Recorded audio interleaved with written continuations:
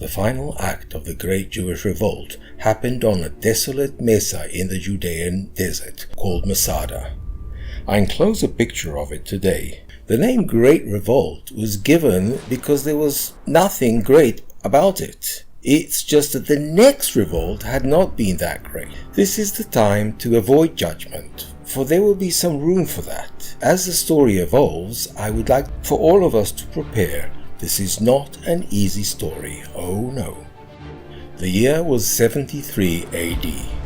Romans did not like to engage in winter war. It was either difficult to supply the army or too dangerous to travel by sea. So unless they had to, they avoided winter campaigns. For Masada, though, it was not much of an issue. A, there wasn't much of a winter, and B, the rebels were fortified in a desert mesa. They were not going anywhere. In fact, the Romans wished they had, for they were trouble from the start. Even though the story of Masada is provided in great deal by our historian Josephus, I would like to discuss some aspects not covered by him, aspects covered by your typical Roman slave trader. One of the well-known Roman slave traders during the time of Nero and Vespasian was Toranius Flaccus, who was known for his wit and his social interactions with prominent figures. I wish to provide some trade insight as to the reasons Masada affair ended the way it did. Trading war-generated slaves was a bit of an art. Slaves had issues. For one thing, they didn't travel well. They had problems as high mortality rate, insubordination, disease, high maintenance. You really had to know what you were doing to succeed in this business. Also, price of slaves fluctuated between winter and summer and between wars. Male children were usually sent to the mines. That was easy.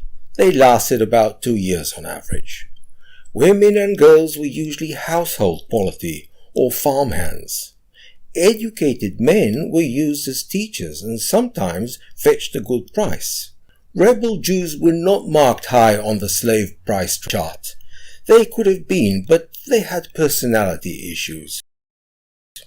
In Masada, during the siege, the one item that was missing below in the Roman encampment was the slave trader's tent. That by itself should have provided a red light for the rebel defenders. However, they were high up on the hill. They had great faith in divine intervention.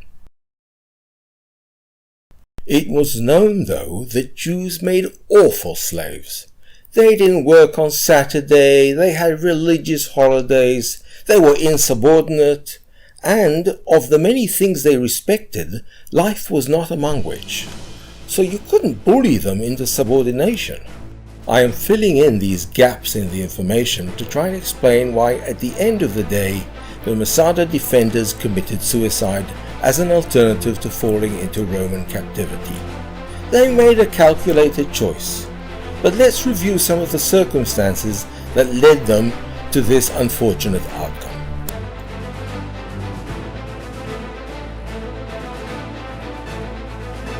Lucius Flavius Silva, which in the movie was portrayed by Peter O'Toole, was commander of the 10th Legion. He reluctantly initiated the siege during the winter of 73.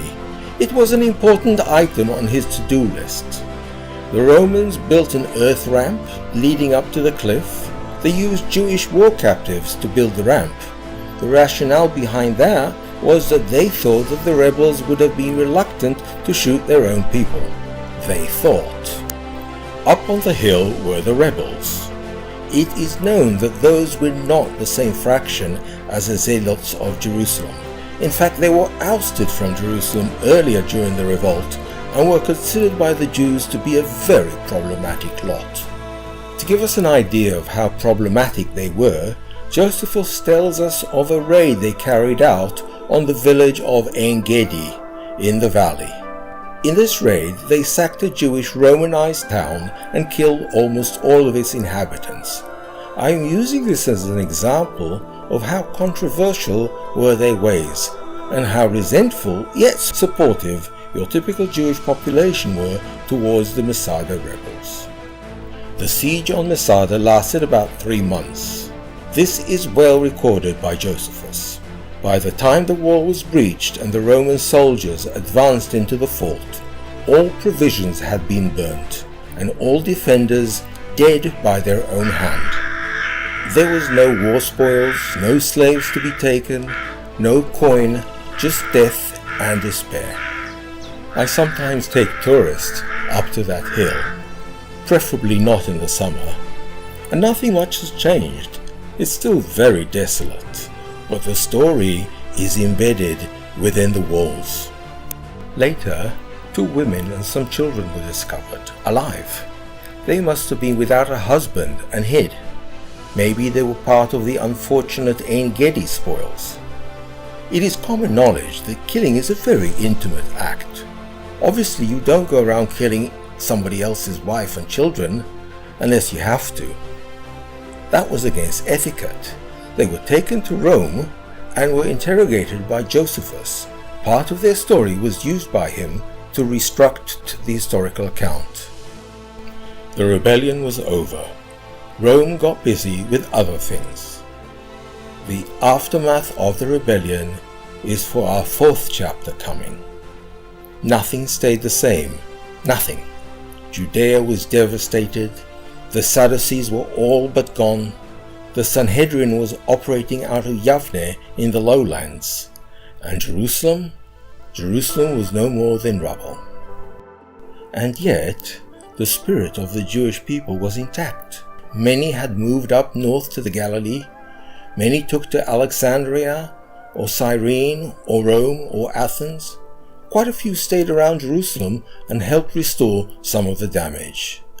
Our story does not end here, but the Second Temple period does end here, and for the rest of the story, things are going to be completely different.